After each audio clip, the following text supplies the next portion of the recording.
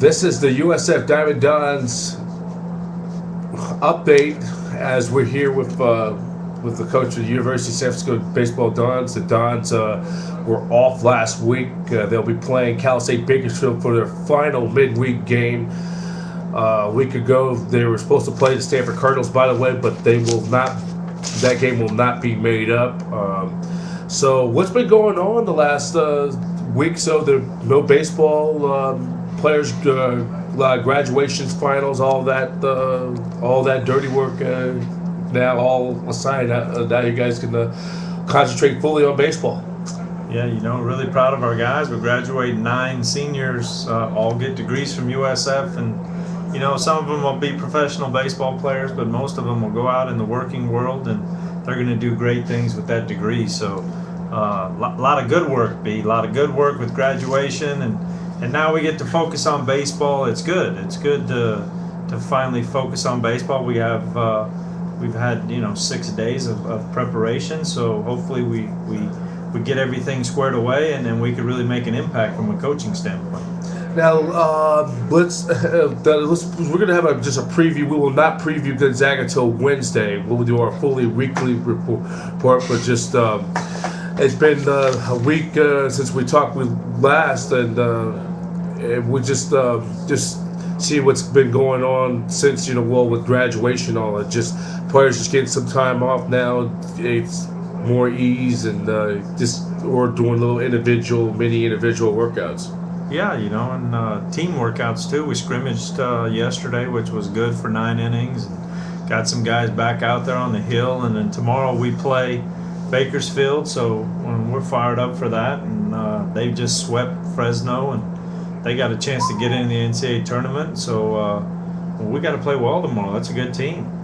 So does Cal-State Bakersfield with that sweep, did that help their chances of getting into the tournament? Oh, for sure. So they're pretty much going to get in. No, not pretty much. They need to beat us tomorrow, and then they're going to have to beat Cal Poly 2 out of 3 to end the season. If not, they're not going to get in. But it's a good team, so hopefully we take some of their steam away from them. Okay, now let's get into the RPIs. I'm gonna pick out some teams. What we could do, we could just go on to. We're gonna check into the RPI department. Let's you go ahead. You can type that up though. You can, because I know you're into the RPI stuff. We're gonna go like for every team, current RPI. Let's go down to the middle of the half, because we know all these teams are. Which teams up here? They're all in B. They're all in B. North Carolina, Virginia, or Florida. Have chances of hosting a regional. Arizona State does not, but they can't even put. But I think South Carolina will host with their facility. Vanderbilt will host with their facility. Florida State will host. Virginia will host. North Carolina will host.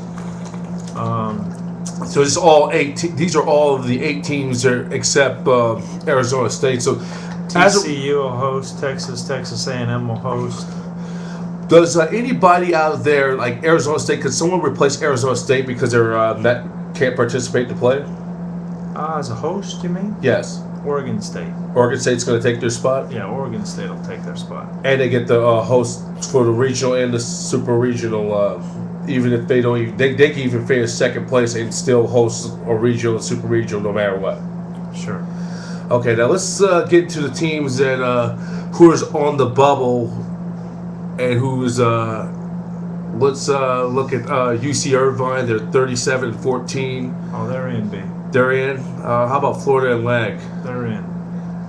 We know UCLA's in. How about Dallas Baptist? They might be in. 39 wins right now. They're playing well as an independent. They probably got a chance over Bakersfield. So that's going to be kind of those 2 teams either getting one of the last spots. Maybe. Okay, let's go down the list. There's Cal State. They're 30-21, and their ranking is at number 54. So they're right there on the bubble. They're probably out if they don't win against us. So if this is kind of their elimination game. If they lose this game, that could be the one game that keeps them out. Could be. because you got all these little small mid-major schools who wins championships gonna get the automatic berth. So Well, there's going to be 34 automatic berths, Yes. play-ins, and then there's going to be 30 teams that are at large that are picked. okay, and let's take a look. How about St. John's, 32-18? They're in, B. They got a chance to win their conference. That's a good team, coached by a great coach. They're in. And how about Houston? I think Houston is out. 25 And I and know, 30.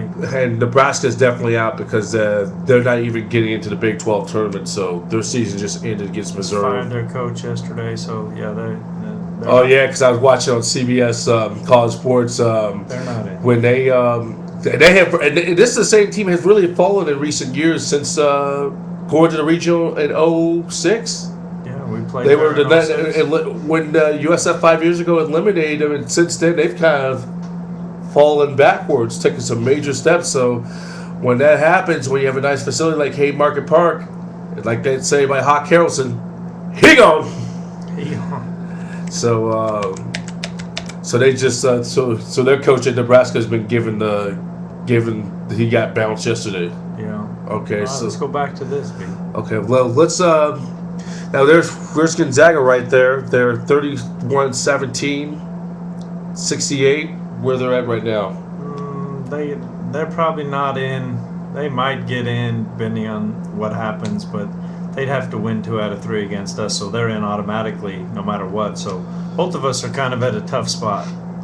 What was some of their quality wins though? They beat Irvine 3 times at home. They beat Washington State.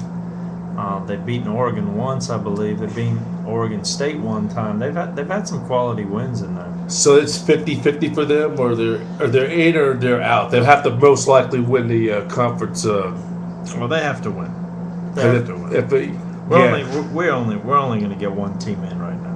Right now, but if USF wins, does Gonzaga is out?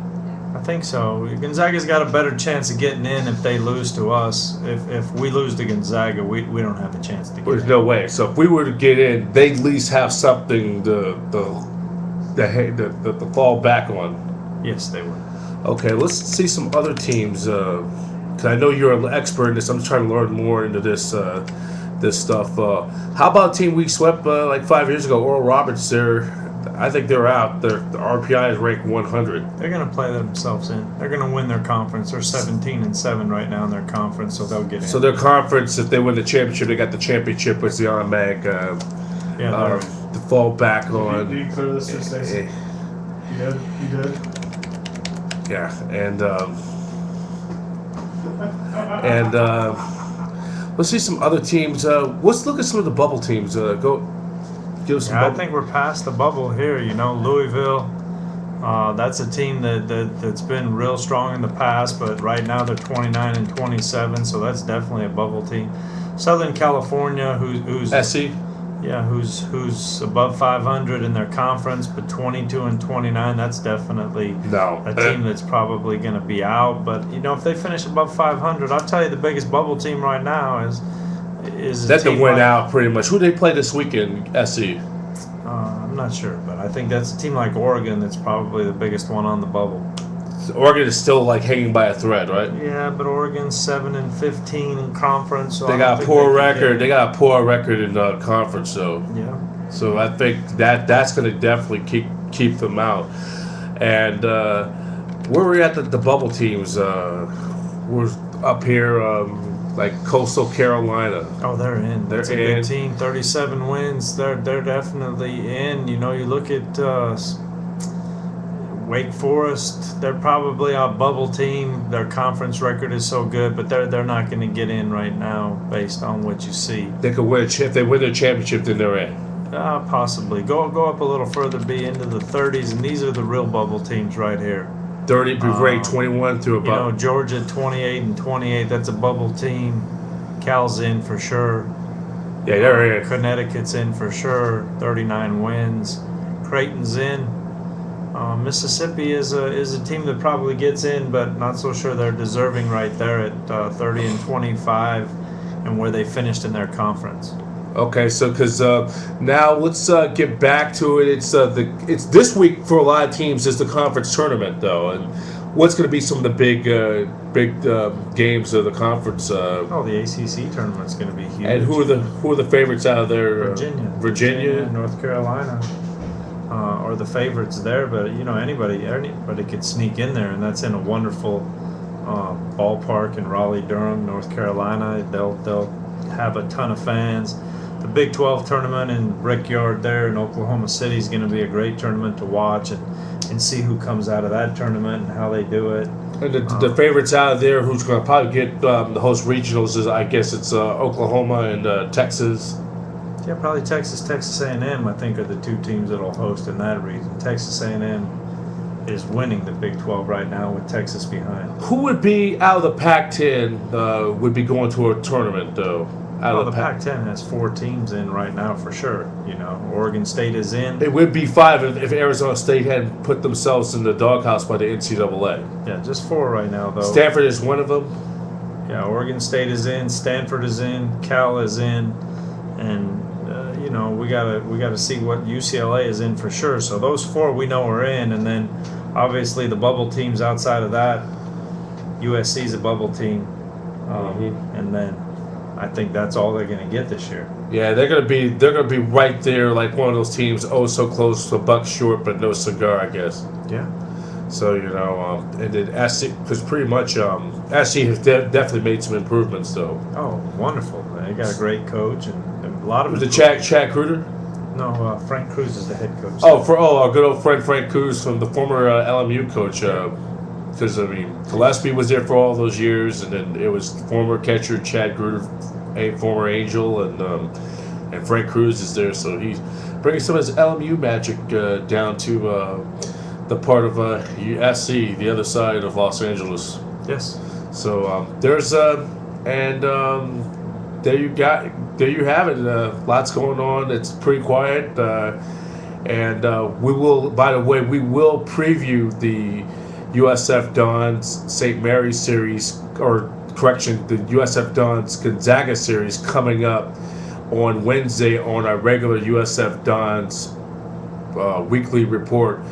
But this has been the USF Dons baseball update, as the USF Dons will take on the Cal-Poly Bakersfield for their final midweek game. And you can hear all the action at 3 o'clock Pacific Standard Time on the USF Dons radio network or on usfdons.com/Yahoo. And you can hear Ryan McCray Anthony D'Albora giving you the play-by-play and descriptions of the game. And as always, Baseball Limited, USF Dons Baseball Limited report, as always, seen on YouTube. For all the latest breaking news and stories, click on to Baseball Limited on YouTube. Thanks for watching.